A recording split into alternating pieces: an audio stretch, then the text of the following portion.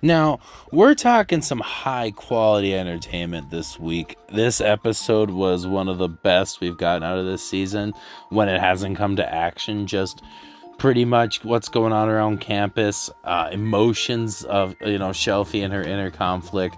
Rudis trying to figure a few things out and stand his ground as a person and show some respect from others, and it's just absolutely hilarious and to die for. Like, going into this episode, I knew it was going to be a good one based off the material, but damn, it took my expectations and brought them to a new level, especially a lot of the animation in the little fights we get in this episode and the faces they make. This season's been very high on the animation of the expressions and faces and just action, and when it really counts and it hits the spot perfectly. So with that being said, let's talk about this week's episode, and then at the end of it we will delve into it a little bit more and rate it from there. So this week starts off with Shelfie, and she's kind of doing her normal regimen, waking up and getting her face washed and putting on her clothes, because obviously she can't be seen going out without her glasses or attire, because she's putting on the persona of a male. And so she puts on this big beanie and she goes for her runs in the morning, and she does this route, kind of getting in the layouts of the streets and figuring out, if an emergency happened, what would she do? Basing it pretty much off of what she thinks Rudis would do in her shoes. And coincidentally, last episode we seen Rudis working out and Shelfie running by, and in this episode we see Shelfie working out and Rudis running by. It's kind of a cool little thing, almost like if it was like last episode merging into this episode, which they do a lot in this series. And then it kind of goes throughout her school day, how she's with the princess, and the princess is like learning and all of that fun stuff. And Shelf even admits that, she likes to be around people that want to learn and they're dedicated to their craft. And she's drawing Rudis in the corner of her paper, and pretty much saying she has Rudis to thank for that, because realistically he was very dedicated at that time, but nowadays he's even more of a dedicated person, and especially in his mid-teens now, he's really grown to a person that I think Shelfie actually looks up to, minus not exactly knowing what he's been up to the last so many years, but in that aspect she still looks up to him. And so we get to this scene right afterwards where her and the princess and Luke are going for this like stroll. I think they might be going somewhere to eat, I don't know, it's hard to say, but they're talking about how Luke is like learning, he's talking about the history of this town and everything, and that he didn't really pay attention to his lessons. He actually pretty much just learned it from this girl that he was kind of seeing for a while here. And so the princess tells him to be careful with it, and he tells her he has Notos blood in his veins, which is the same blood that Rudis has in his veins, obviously, because they're cousins and everything. And so Shelfie is getting this like vibe of, what do I do in this situation? Because obviously she cares for Rudis very much, and she wants him to know, and she wants to be with him. But she kind of thinks, he's still chased after women if he got married, and then she realizes, I bet he would, because his dad did it. Like, comparing him to Paul, which is kind of a low blow, but, a fair blow, and a justified one at that, especially considering she's with Paul and Zenith most of the time while Rudis was gone hanging out with the sisters. So we go to Shelfie in bed the next night or morning, whichever one it is, and she's pretty much just contemplating what she wants Rudis and her to be to each other. And while she's contemplating that, she's holding the wand that he gave her in the air, and it's got this nice red glow that shines right over her eye, and it looks just fantastic. And while she's sitting there thinking about it, you can kind of tell she wants to have the marital love relationship, because she gets this like expression in her face, and she cowers a little bit under her sheets and gets rosy cheeks, and her little elf ear just kind of turns red, and it's absolutely adorable to see that from her. And I can't wait for those two to actually just open up to each other. It's going to be so nice. Well, we go to the other end, with Zenoba and Rudis and Juliet, and we get to see what they've been up to. And so pretty much Rudis has been training her incantations. He lets her use one worded incantation a day, and then after that he's been trying to teach her to do silentless incantation. And apparently Zenoba didn't think she'd be able to do it that way, but like right off the bat she was picking it up, and she's doing fantastic.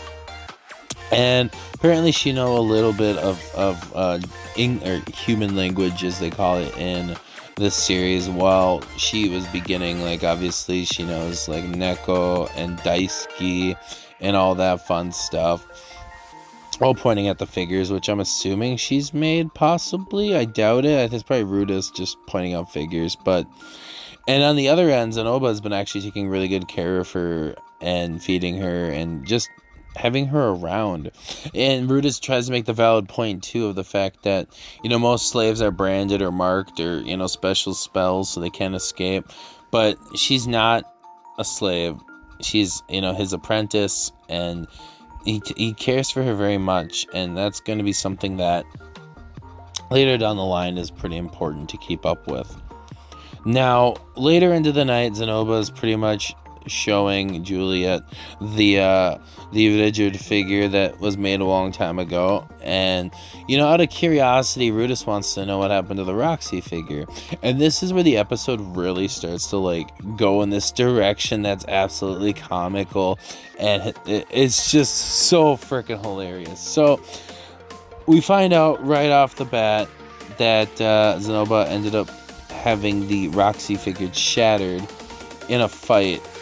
And the fight terms were pretty much like all three of them would put something valuable of theirs up, and whoever lost, you know, lost it. And right off the bat, Rudis is not happy about this. He gets this glowing red eye, and coincidentally, I think it is his demon eye.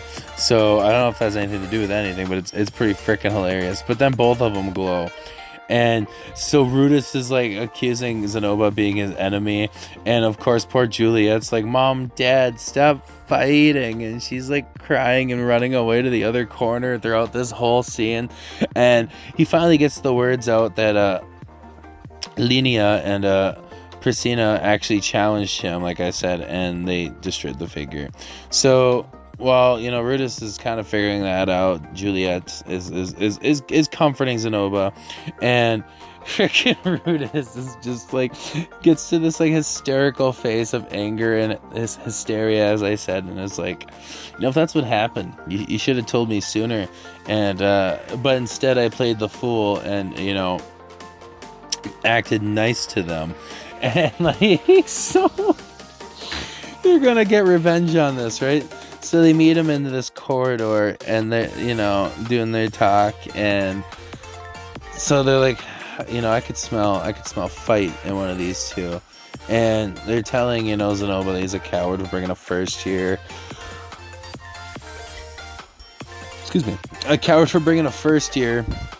and that the new kid's got a big head. And so they kind of just like act like, you know, they're just gonna walk it off and just not have anything happen about it. But Rudis goes, and he knows how to really pick at their like emotions, and so he's like, meow meow meow, you can't even speak decent human.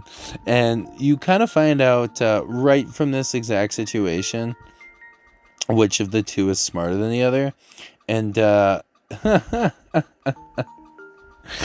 it's I'll tell you what, it's definitely not Linnea, but she gets really mad about this and goes to attack Rudis, right? And Rudis can see her moves based on his demon eye and everything, and we get a little scene of that. And right before she even gets to him, he smacks her right in the face, and she stops still in her tracks, and her tail straight pointed up, and she falls right under the ground. And just frames right after that, Rudis is just stomping right on her chest, and like you could just tell the life has just been drained out of this poor little Neko girl. And of course he has to compliment on her undies again, you know, last time they were blue, this time they are white. So right after that, he's taking care of Rina, so now he got left as Priscilla. and she's getting chased by Zenoba, but Zenoba can't really do it. So then Rudis puts up his famous mud puddle he's been doing lately, and she gets caught, and her face is just in disgust, and he flicks a little piece of earth, and she passes out. And so then right after that, I don't know if it's Juliet or Zenoba, but both of them get to work, and they tie the two girls up in these, like, totally obvious bags with their tails just hanging out, and they get to Rudis' room, and they're all tied up and gagged, and Rudis goes, and just kind of out of curiosity, he starts feeling up Priscilla a little bit on her boobs, but like not necessarily in like a rapey sexual way. I mean, obviously it's sexual, but like to kind of see if his, you know, his member is working, or as he calls it, his newborn son's first cry of joy. And after that, that's it. And they, you know, he unmasks one of them, and of course he goes for the smarter one of the two Priscilla, and she's like, well, I haven't done anything. And he's like, oh, you haven't done anything, huh? You shattered the figure of my goddess. And they're both just looking in confusion. And he explains to them what he's talking about. And this is where things get crazy. He pulls out the holy relic, right? And when he pulls out the holy relic, it's got this blue glow to it. And everybody on the other end of the room is just shocked and different faces of awe and disgust. And he's like, you know, this is the very likeness of my deity, and you guys go and destroy it. And so Persina's like, you know, I didn't do that. That was Lena. And Lena's like, well, you said it was creepy. You didn't want it. So then they're both just arguing about this back and forth. And they're like, well, if you try anything funny with us. And so Rudis reminds him of the time that he was actually falsely claimed for obviously sleeping with or doing weird things with the sacred beast, and how he was, you know, stripped naked, doused with water, and thrown in a prison cell for who knows how long, without even a trial. And that's what he should do to them. And so they're like, anything but that. They'll do whatever they say. These two are freaking epic. So freaking Prasenna's like, I don't care what happens to Lena, just spare me. And of course Lena starts to agree with it before she realizes what she says and freaks out about it. And you know, Rudis gets to the point where he's like, you know, that was without them knowing, but you two are totally guilty. What should I do to you? And they're just kind of both like freaking out, and then he starts chanting Roxy, and all three, Juliet and Zenoba and him, are chanting Roxy. And Zenoba's like, yeah, even the master can't repair the figure, which Rudis realizes, no, he totally can fix it. It's totally every piece there. But that's not the point of this. The point is the fact that they destroyed it, and he wants to get some revenge on that matter. He doesn't want them to just walk around on him. And this whole time, he's been kind of telling this story to Sylphy, and she's just like, you've got these girls locked up in your room, and he's like, yeah, I do, but I didn't do anything sexual to them. And of course, you know, Sylphy gets a sigh of relief for more or less the matter that, you know, he didn't do anything to these girls, but on top of it, you know, it wasn't anything like that, so her little emotions are fine. And so we get to the room because Sylphy has a plan of how to get some revenge on these two. And of course, you know, he's had them tied up for like a day, and they're kind of peed themselves, and they're tired, and they're hungry, and they just ask him, and if you're gonna keep us in your room, at least uncuff us, you know, like, they need food, they've, you know, used the restroom, and they just want out. So we see Sylphy holding up their panties while obviously she washed them, and Rudis is just air drying them, and those two girls are over in the corner covering up their under regions, and Rudis kind of gives a look and then looks down, so you can kind of tell he's testing that also on his dingling, even though, you know, he's fixing them up. And they get their skirt back on and their undies, and they make this valid point. Frickin' Lena's just like, you know, or Rena, my bad, is just like, you know, we'll do whatever you want, but nothing that'd make babies, and we can do dating and go to marriage, but freaking, of course, right after that, we get a nice, beautiful Priscilla comeback of you can touch her boobs, but not mine. And she's like, yeah, you can touch. Wait, what? Like, it's absolutely hilarious how one's the brains, one's the brawn, and they make it very obvious. But it's just freaking hilarious the way they animate it, and the way that it's just put onto paper is just so good. But Rudis is just thinking about this in frustration while they argue about this, and why, obviously she's freaking... Lena's wondering why Priscilla can't get her chest groped, and of course, and she's talking about how hers are pricey and they need pricey meat, and they're just going on and on and on. But for some reason, they're referencing Rudis' boss now because he's somehow scared them into earning respect after beating them and tying them up.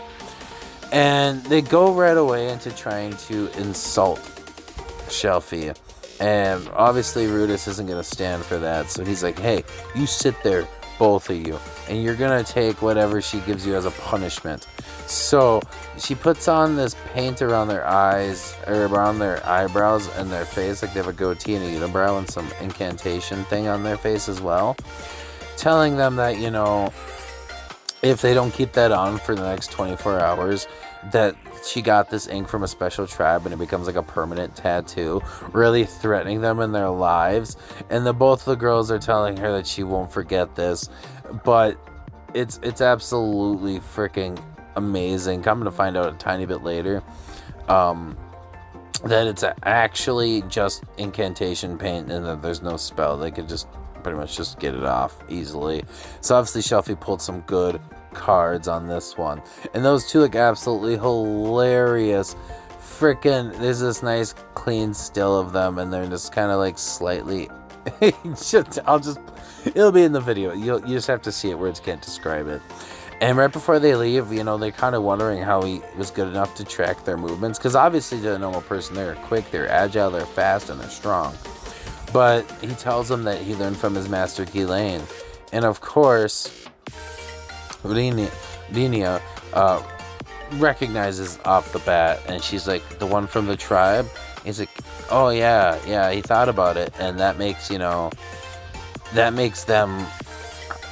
her Ghislaine's nieces. Oh my goodness, that was a tough one. So obviously they know Ghislaine, but obviously they don't know from the perspective of Rudis and guys with his, reawokenness of Ghislaine after the demon continent and everything, and Rudis and Iris and them two standing up for her and everything. So they leave, and Sylphy's there with this nice confident grin, and she's kind of looking around Rudis's room, and she goes to reach for the holy relic, and that's the only thing he stops her from looking at it, because he knows the fact that even if he did, as a friend, that might weird him out, but at the same time, if it was Sylphy, that would definitely keep her away. But he doesn't know that fact, so he just keeps him away anyways. Doesn't want to creep him out and make it too weird. But they're kind of just chilling and relaxing, and Sylphy really likes Rudis' pillow and lays down on his bed, but it's probably just because of the smell of him. But it's cute nonetheless. And Rudis is contemplating reaching over and taking off her glasses until she kind of offers to take off her glasses for him. And right about when she's going to do it, because deep down inside she wants to do it, so Rudis will know so they can move on with this. She says no, because she's under the princess's orders and she can't. But in reality, I feel like there'd be an exception. I think Sylphy's just afraid to at this point. And with that being said and out of the way, she gets ready to leave the room, says her goodnights to Rudis. And Rudis is contemplating, what would have happened if he would have taken off her glasses and seen her face. And on the other end, you have Sylphy on the other side of the door, leaning on the door with this look of pity and despair, realizing she should have done it, but now is, I guess, not the time to do it. And that's the end of this episode. It was crazy. There's just so much going on in this episode, and it really hit the spot between, like I said earlier on, the silly comic fights with our little Neko girls, and just the way it was all handled, and Juliet's reactions, and at the same time learning more about Sylphy's feelings and what she's going through right now, and everything racing through her head. And then you just got Rudis asserting dominance and being a creep, but that's nothing new. Overall, this was a really great episode. This was like one of my top of the season so far, and I really am excited for the next episode. And this course, it's getting there. We've got 8, 9, 10, 11, 12, and then I'm really excited for the continuation next spring as well. We got so much to look forward to. We're eating good. We are eating good. And then with like the announcement of how this has nothing to do with Mushoku Tensei, but just the fact that we got the announcement of Furion getting a double core this fall. Holy, gonna be so much to look forward to. We've had so many good seasons and series this like year. It's a good time to be alive, folks. It's a good time to be alive. But with that being said, this has been a pretty long one, and I'm very thankful for anybody that stick this wrong. If you enjoyed this video, please leave a like, and if you're feeling generous, hit that subscribe button. It helps my channel a lot get into that 1K subs and beyond. I upload 2 seasonals a week right now for the summer 2023. It's Mushoku Tensei and the delusional boy himself. And I also do a podcast that I'm trying to do weekly right now. I have episode 2. It just got uploaded a couple days ago. Episode 3 will be uploaded on Friday. And then I also try to do a random video that I just kind of want to talk about, whether it be something I watched or think about or anything like that along those lines. So thanks for sticking around this long if you did. This has been Squids, and I'll see y'all in the next video. Peace.